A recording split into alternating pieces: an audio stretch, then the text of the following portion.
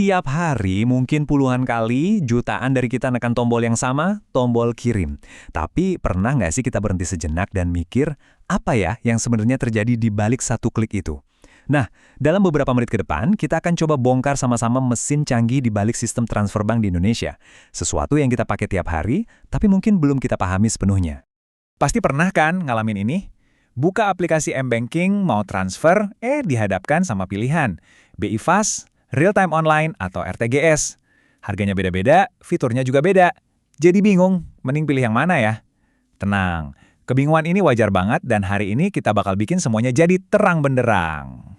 Oke, kita mulai dari akarnya dulu ya. Biar kita bisa milih dengan cerdas, kita harus paham dulu dasarnya. Jadi, apa sih transfer itu sebenarnya?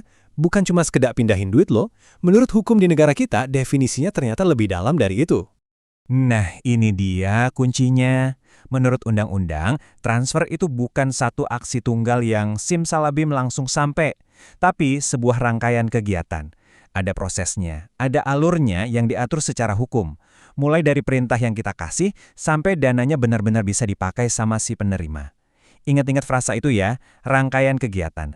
Jadi, ini poin paling pentingnya. Karena ini adalah sebuah rangkaian kegiatan, artinya uang kita itu lagi menempuh sebuah perjalanan. Dan sama kayak perjalanan di dunia nyata, ada banyak rute yang bisa dipilih. Ada jalan tol, ada jalan biasa, ada juga jalur ekspres. Nah, beda rute inilah yang jadi pembeda antara jenis-jenis transfer yang kita lihat di aplikasi perbankan kita. Yuk, sekarang kita pakai analogi biar gampang. Anggap aja sistem transfer dana kita ini kayak jaringan jalan tol super canggih yang dikelola oleh Bank Indonesia. Ada 3 jalan tol utama nih, dan masing-masing itu dirancang buat kendaraan, alias transaksi yang beda-beda. Mari kita kenalan satu persatu sama 3 jalan tol ini. Nah, ini dia peta jalan tolnya. Yang pertama, BIRTGS. Ini tuh jalan tol VIP buat truk-truk kontainer, alias transaksi super besar di atas 100 juta. Super cepat, real time, tapi ya biayanya juga premium.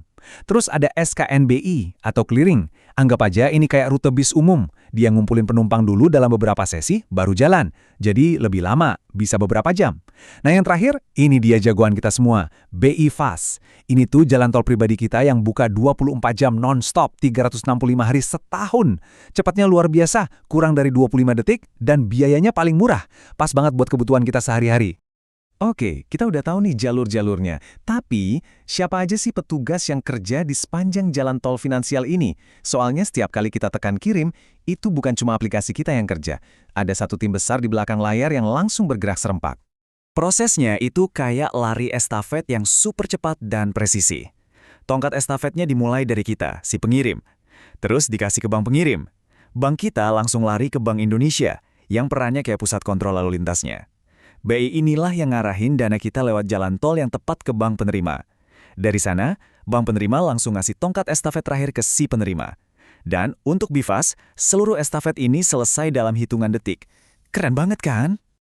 Sampai sini kita udah ngerti cara kerjanya. Tapi mungkin ada yang nanya, kenapa sih kita harus tahu semua ini? Jawabannya simple, karena sistem ini bukan cuma soal kemudahan kita transfer uang jajan, ini adalah jantungnya, urat nadi dari ekonomi digital Indonesia, dan skalanya benar-benar masif. Coba deh, lihat angka ini. 14,82 miliar, bukan juta ya, miliar. Sebanyak itulah jumlah transaksi digital di Indonesia hanya dalam satu kuartal di awal tahun 2026. Angka ini nunjukin betapa dalamnya sistem pembayaran digital ini udah jadi bagian dari hidup kita sehari-hari.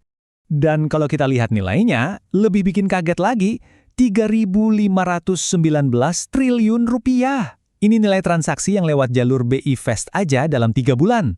Biar kebayang gedenya, angka ini tuh lebih besar dari total anggaran belanja negara kita dalam setahun. Jadi, perputaran uang di satu jalur ini aja dalam 1/4 tahun udah ngalahin belanja seluruh negara kita. Luar biasa.